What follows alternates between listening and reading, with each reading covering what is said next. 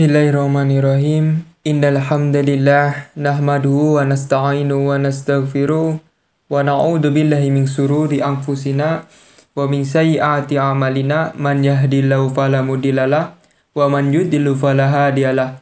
Asyhadu an la ilaha illallah wa asyhadu anna Muhammadar Rasulullah la nabiyya ba'da. Bismillahirrahmanirrahim. Assalamualaikum warahmatullahi wabarakatuh. Om Swastiastu, Shalom, Nama Budaya. Perkenalkan, nama saya Fikram Haikal Azwardi dari Institut Teknologi Nasional Yogyakarta, jurusan Teknik Pertambangan. Kepada yang terhormat Bapak A.A. Inung Ari Adnyano, STMT, selaku dosen pembimbing mata kuliah Sistem Penyaliran Tambang, kepada teman-temanku yang saya cintai dan saya banggakan, serta kepada masyarakat sekitar yang telah menonton video ini, saya ucapkan terima kasih, semoga bermanfaat ke depannya. Oke, langsung saja ke pembahasan topik yang akan kita angkat di sini. Saya mempunyai judul mengenai metode dan analisis pada perencanaan sistem penyaliran tambang yang sesuai pada area pertambangan. Sebelumnya, kita harus mengetahui dulu latar belakang masalah sehingga kita bisa mengangkat topik mengenai judul yang sudah saya sebutkan tadi. Bahwasanya dalam kegiatan penambangan, air merupakan salah satu permasalahan yang harus diatasi. Upaya pengelolaan air yang baik dan tepat tentu akan mempengaruhi operasional kegiatan penambangan yang berjalan. Pengertian dari sistem penyaliran tambang itu adalah suatu usaha yang diterapkan pada daerah penambangan untuk mencegah, mengeringkan, atau mengeluarkan air yang masuk ke daerah penambangan. Upaya ini dimaksudkan untuk mencegah terganggunya aktivitas penambangan akibat adanya air dalam jumlah yang berlebihan, terutama pada musim hujan. Selain itu, sistem penyaliran tambang ini juga dimaksudkan untuk memperlambat kerusakan alat, serta mempertahankan kondisi kerja yang aman, sehingga alat-alat mekanis yang digunakan pada daerah tersebut dapat beraktivitas dengan optimal. Selain itu, masalah yang ditemukan saya setelah kita analisis yaitu adanya saluran drainase yang berada di pinggir jalan penambangan yang mengalami pendangkalan. Kedalaman yang awalnya 1,5 meter sekarang menjadi 0,85 meter. Karena penumpukan tanah-tanah lereng yang tergerus air hujan dan menumpuk pada saluran tersebut. Saluran drainase tersebut difungsikan untuk meminimalisir air limpasan dari curah hujan yang masuk ke front dengan cara mengalirkan air yang terkumpul langsung menuju sungai dengan memanfaatkan ketinggian saluran drainase tersebut terhadap sungai. Dari permasalahan ini, maka diperlukan analisis mine dewatering system dengan menganalisis aspek-aspek penyaliran yang menyebabkan terganggunya aktivitas penambangan seperti dimensi SAM, drainase, settling pond, serta kebutuhan pompa, sehingga masalah tersebut dapat ditangani dengan baik walaupun datang hujan dengan intensitas yang tinggi di masa yang akan datang. Sumber air tambang yang berpotensi mengganggu kegiatan penambangan dibedakan menjadi 3. Ada 3 jenis teman-teman, yaitu air limpasan, air hujan, dan air tanah. Nah, untuk menentukan metode yang tepat dalam pencegahan dan penanggulan air tersebut, perlu dilakukan analisis kuantitas dan kualitas dari air tersebut, di mana dari hasil analisa tersebut akan didapatkan metode penanganan yang paling efektif dan efisien terhadap air tersebut. Hal inilah yang melatar belakangi dilakukannya perhitungan-perhitungan dalam laporan yang sudah kita kerjakan dari tugas ini, sehingga kita memunculkan judul atau topik mengenai metode dan analisa pada perencanaan sistem penyaliran tambang yang sesuai pada area pertambangan. Nah, inilah latar belakang sehingga muncul topik yang akan kita angkat. Sebelum ke pembahasan selanjutnya, langkah-langkah dari sistem penyaliran tambang itu apa? Yang pertama kita harus mengumpulkan data curah hujan pada lokasi tersebut. Kita mungkin bisa mengambil di stasiun terdekat pada lokasi tersebut. Nah, yang pertama yaitu menghitung data curah hujan dari data curah hujan yang sudah kita dapatkan. Selanjutnya yaitu perhitungan statistik, di mana di sini kita akan menghitung seperti standar deviasinya dari curah hujannya itu berapa, reduced standar deviasinya berapa, terus reduced variansinya berapa, sampai kita bisa menghitung debit air hujan, debit air limpasan, debit air tanah. Setelah kita jumlahkan, kita bisa mengetahui debit air tambangnya berapa. Seperti itu. Apakah banyak pada lokasi 1, di lokasi 2 itu sedikit atau bagaimana? Di situ kita bisa menganalisa setelah kita bisa mendapatkan hasil dari perhitungan statistik dari data curah hujan yang sudah kita dapatkan dari stasiun yang terdekat pada lokasi tersebut. Nah, seperti itu teman-teman. Nah, setelah kita mengetahui debit air limpasannya sekian, debit air hujannya sekian, debit air tanahnya sekian, debit air tambangnya sekian. Selanjutnya yaitu analisis perencanaan SAM. SAM berfungsi sebagai tempat penampungan air sebelum dipompa keluar tambang. Dimensi SAM tergantung dari jumlah air yang masuk serta keluar dari SAM. SAM yang dibuat disesuaikan dengan keadaan kemajuan medan kerja front penambangan. Optimalisasi antara input masukan dan output keluaran, maka dapat ditentukan volume dari SAM tersebut. SAM ditempatkan pada elevasi terendah atau floor penambangan, jauh dari aktivitas penggalian, sehingga tidak akan mengganggu produksi dari bahan galian tersebut yang kita tambang. Selanjutnya yaitu analisis perencanaan pompa dan pipa. Analisis pemompaan dan pemipaan dilakukan untuk mengetahui jumlah pompa dan pipa yang akan digunakan. Seperti kita menghitung head julangnya pemompaan dan pemipaan tersebut, di mana head julang adalah energi yang diperlukan untuk mengalirkan sejumlah air pada kondisi tertentu. Semakin besar debit air yang dipompa, maka head pompanya juga akan semakin besar. Head total pompa ditentukan dari kondisi instalasi yang akan dilayani oleh pompa tersebut. Selanjutnya, durasi pemompaan. Durasi pemompaan maksimal yang digunakan adalah 21 jam per hari. Dengan pertimbangan akan disediakan 3 jam sebagai waktu maintenance terhadap pompa tersebut. Yang selanjutnya, jumlah pompa dan pipa. Jumlah pompa disesuaikan dengan debit yang masuk ke dalam jenis SAM tersebut. Jenis pompa yang digunakan adalah multiflow 180 dengan menggunakan pipa berdiameter 200 meter atau dengan menggunakan pipa katup sorong. Ini yang kita akan gunakan. Terus selanjutnya yaitu analisis perencanaan saluran, di mana analisis perencanaan dimensi saluran dilakukan dengan menggunakan rumus Manning. Saluran yang direncanakan adalah saluran terbuka berbentuk trapesium karena lebih mudah dalam pembuatannya.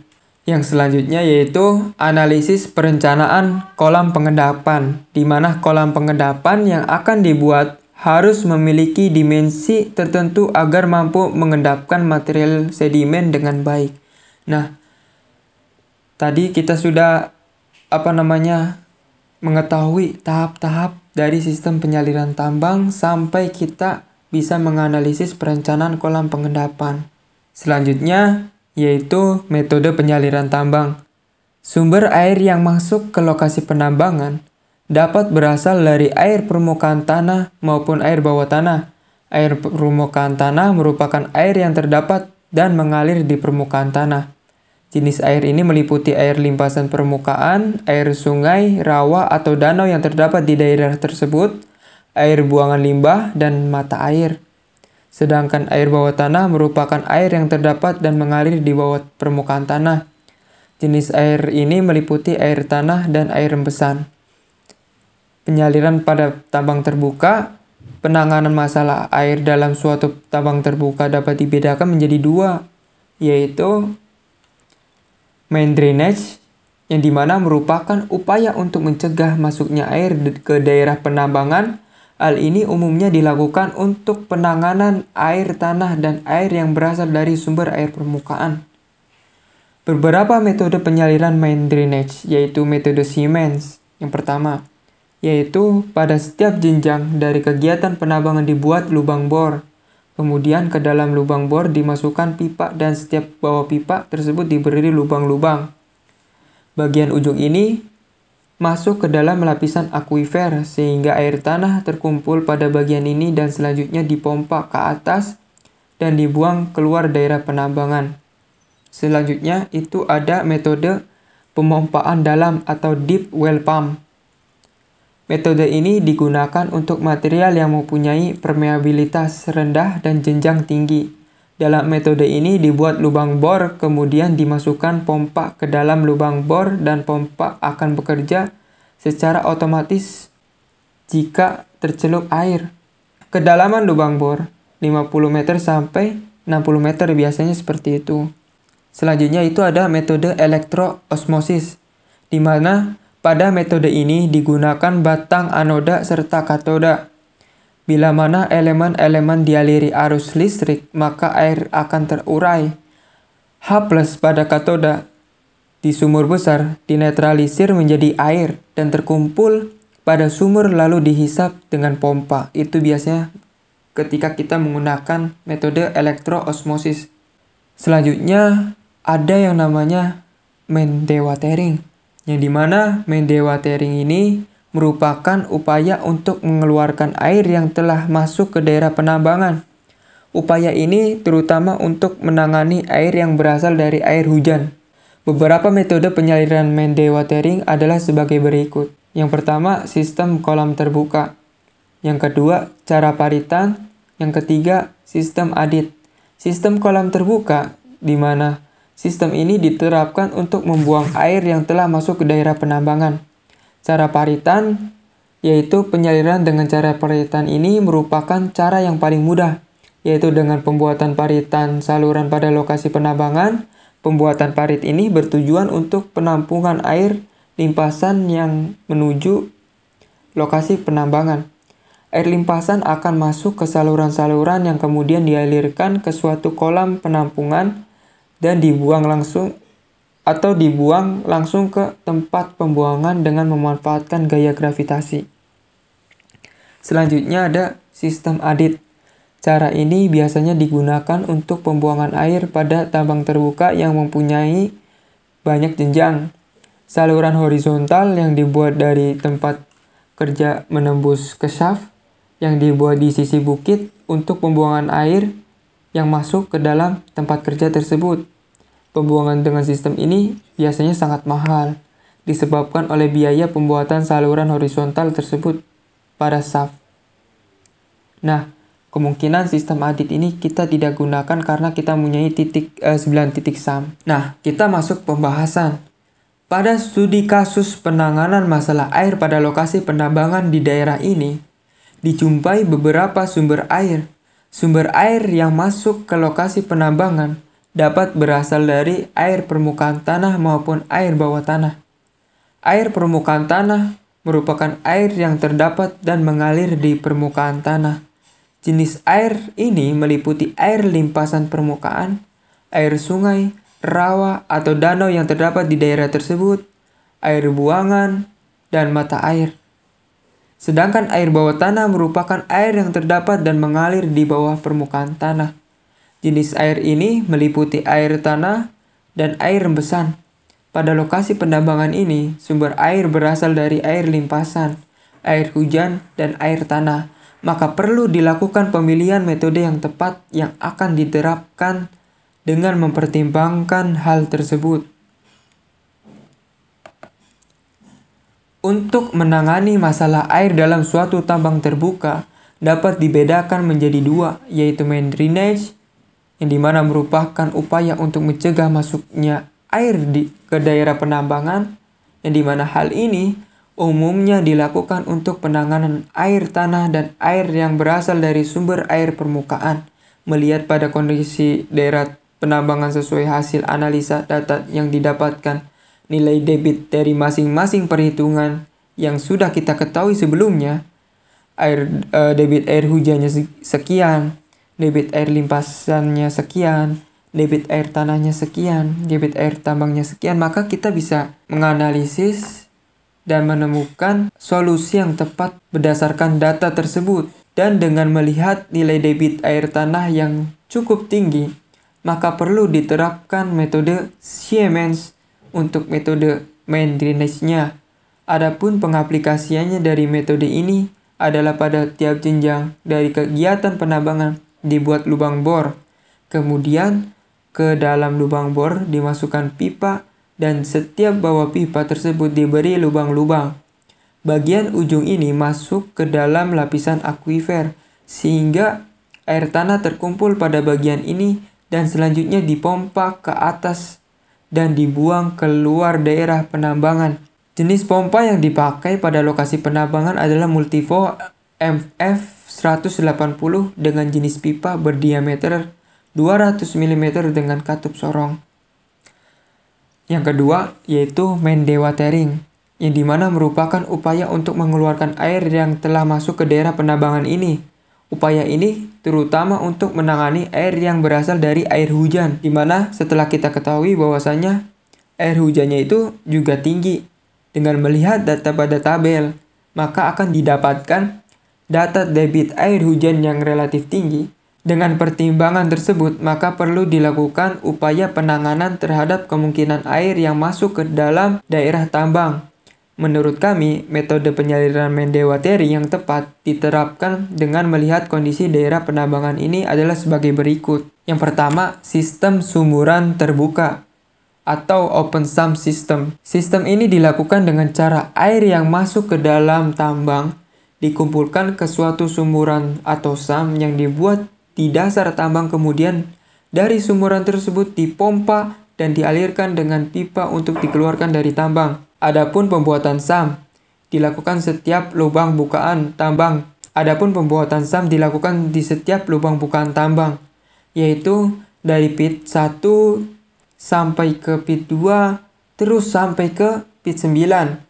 Adapun alur sistem pemompaan untuk mengeluarkan air yang masuk ke tambang, yaitu air yang masuk ke pit 1 dikumpulkan dulu pada sump yang dibuat, terus dilanjutkan ke pit 2 dan seterusnya sampai ke pit 9.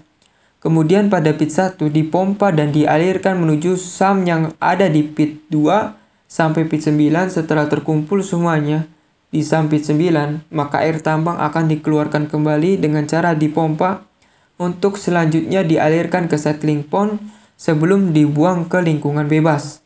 Yang kedua yaitu sistem paritan. Selain pembuatan sump di area penambangan, juga perlu diterapkan metode main dewatering dengan sistem paritan. Penyaliran dengan cara paritan ini merupakan cara yang paling mudah, yaitu dengan pembuatan paritan atau saluran pada lokasi penambangan. Pembuatan parit ini bertujuan untuk menampung air limpasan yang menuju lokasi penambangan. Air limpasan akan masuk ke saluran-saluran yang kemudian dialirkan ke suatu kolam penampung atau dibuang langsung ke tempat pembuangan dengan memanfaatkan gaya gravitasi. Nah, ini adalah kesimpulan yang sudah kita hitung dan kita analisis sebelumnya. Bahwasanya ya perhitungan intensitas sekian. Teman-teman bisa lihat sendiri, curah hujan rencana sekian, terus daerah tangkapan hujan pada pit penambangan tersebut dengan keadaan tangkapan hujan berupa tanah gundul di mana gradiennya 62,5% dengan kemiringan lebih dari 5 derajat sehingga koefisien limpasannya adalah 0,9. Nah, selanjutnya metode sistem penyaliran tambangnya diterapkan ada 2 jenis. Setelah kita mengetahui masalah sebelumnya, yaitu main drainage dengan metode Siemens untuk metode main drainage-nya. Adapun pengaplikasiannya dari metode ini yaitu pada tiap jenjang dari kegiatan penambangan dibuat lubang bor. Kemudian dalam lubang bor dimasukkan pipa dan setiap bawah pipa tersebut diberi lubang-lubang. Yang selanjutnya itu adalah main dewatering, di mana penerapannya pada metode ini dengan pembuatan SAM pada lubang bukaan tambang dan pembuatan saluran paritan untuk mencegah air limpasan masuk ke area tambang. Seperti kita ketahui tadi datanya bahwasanya air limpasan juga cukup banyak gitu loh. Makanya kita menggunakan metode ini. Nah, teman-teman lihat sendiri perhitungan dimensi SAM sekian. Nah, hasil perhitungan debit pada lokasi penambangan sekian. Terus jenis pompa yang digunakan itu adalah multiflow MF 180 dengan berdiameter 200 mm dengan katup sorong. Hasil dari julang head totalnya sekian pada 9 titik area penambangan. Nah, teman-teman bisa lihat sendiri dari desain settling pond yang sudah kita buat, bahwasanya didapatkan rancangan lahan basah yaitu dengan 1 bak pengendap dan 6 settling pond, di mana dimensi bak pengendap yaitu 49,12 x 12,28 x 2,5 meter. Sedangkan dimensi settling pond yaitu 54,93 dikali 109,80 kali 1 meter. Dibuat settling pond dengan 6 kompartemen dengan aliran air zigzag agar apa? Agar proses dari pengendapan itu bisa lebih optimal untuk menahan laju partikel agar terendapkan. Karena apa? Karena waktu partikel mengendap lebih besar dari waktu untuk partikel keluar dari kolam tersebut. Setelah kita menganalisis sebelumnya dan menghitung serta mengelola perhitungan dari tugas-tugas sebelumnya yang sudah kita kerjakan. Oke, mungkin cukup sekian presentasi dari saya. Bila ada salah atau pembahasan yang menyimpang atau keliru, mohon dimaafkan. Jadi mungkin cukup sekian, kurang lebihnya mohon maaf. Sebesar-besarnya terima kasih untuk Bapak Ari Inung STMT selaku dosen pembimbing mata kuliah sistem penyaliran tambang yang sudah membimbing saya selama ini. Dan terima kasih kepada teman-teman yang sudah menyemangatin saya dalam proses pembuatan tugas ini. Dan untuk masyarakat Indonesia tetap semangat dan semoga COVID ini bisa mereda dan kita bisa kembali ke aktivitas seperti biasanya. Oke, mungkin cukup sekian. Wassalamualaikum warahmatullahi wabarakatuh. Shalom, Om Swastiastu, Namo Buddhaya. Salam tambang.